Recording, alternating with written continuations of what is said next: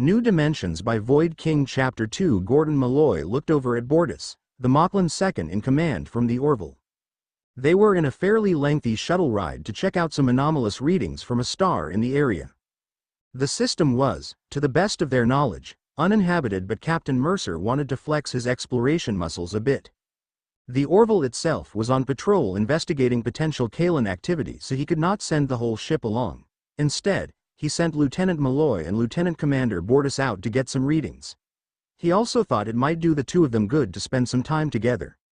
They actually had an affable relationship, but the cultural differences sometimes led to Bortus taking Gordon too seriously or out of context. See Bortus, it's all about the breath. When you sing, it has to come from the diaphragm. That is how we project and create a good sound. Think of blowing out a candle slowly as you sing those notes. Gordon has been, hope against hope, trying to teach Bortus to sing. It was a bit of a losing cause. Why would I blow out a candle slowly? It should be extinguished immediately to prevent danger of fire. Also, much of my diaphragm is taken up with my reproductive system for our eggs. Bortus was very literal. It was hard for humans to understand their mating practices. Same-sex relations have existed on Earth as far back as written history, but humans still ultimately reproduced through some form of mammalian birth. Gordon could not help but think about the duck-billed platypus when considering a humanoid species actually laying eggs. Okay, that might make it tricky. The other part is you have to listen, even if you just have a piano accompanist. There is always some give and take. For all of Gordon's faults, he was actually very talented in music, possibly second only to his ability to pilot a starship. But if I am the soloist, they will listen to me, exclaimed the Machlin. Dominance was a key consideration for any interaction. A piano player? Are you kidding me? Those are some of the worst prima donnas out there. Hey, we're getting close to that stellar system. The shuttlecraft moved closer. What do you see, Bortus? Asked Gordon. He could be very cavalier but did want to do a good job.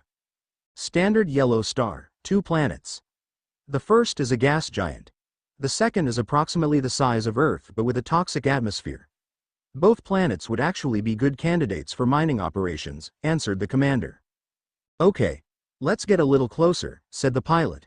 Do you want to sing around while we do that to get you in the swing? No, was the curt answer. That's strange, the gravity of the star seems to increasing. I am going to back us out a bit to make sure it's nothing to worry about. Gordon was not one to panic, but his sense of survival was strong. Suddenly the shuttle shook violently. Gravity just shot off the charts. I am going to quantum to get out of here, he exclaimed. Bortus, divert power from shields and weapons. Bortus sent him a very dirty look. If we can't pull away, those weapons aren't going to do us a lot of good, Bortus. With great reluctance, Bortus went to the rear panel and made the adjustments. Crap, that isn't enough. I am going to set a tangential course and see if I can slingshot out of this. Buckle in, this will be rough. Gordon did not have enough time to do a true calculation, so eyeballed it as best he could. He set a course towards the star that should be able to accelerate him but then throw him into an elliptical orbit that would break them free when he engaged his engines. As he went into the dive, he felt good about it. His instincts as a pilot were kicking in and the feel of the shuttle was right. He even felt like he was compensating for the mysteriously increasing gravitational pull of the star. The temperature of the shuttle was rising and he started to feel hot. Whether that was actual or imaginary, it was hard to tell. He hit what he felt was the nadir of the arc and feel the shuttle begin the pull away from the sun in an elliptical path. He immediately fired the sublight engines to full and he and Bortus felt the G-forces despite the inertial dampeners. With glee, he realized that the course he improvised was going to work. The shuttle was starting to cool and the gravity forces were subsiding. Just as he was breathing a sigh of relief, the collision alarm systems went off. Right in front of him was a large vessel, the type of which he had never seen before. Instinctively he veered off, but the shuttle was already under severe strain from the escape maneuver underway. Structural integrity alarms went off and Gordon and Bortus could hear oxygen seals pop. Emergency oxygen, yelled Bortus, who grabbed for masks under the seats. He quickly put one on Gordon and then himself. He knew that it was only stopgap if the hull truly failed. Unfortunately, with the sudden change in course, gravity forces quickly increased, causing pressure on Bortus and Gordon. Bortus actually felt a rib crack and he began to feel lightheaded. He looked over and the human navigator had already passed out.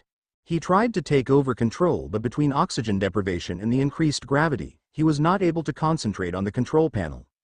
He did get a quick glance at the alien vessel. It was large, probably as big as a Union heavy cruiser. It had a large oval-shaped section up top and an undersection that had two nacelles attached. It lacked the typical trio of quantum rings. He was glad to see that they were going to miss the large vessel, although they were getting close enough to see some details. As he himself began to lose consciousness, he thought he was hallucinating as he thought to see the English words, USS Enterprise.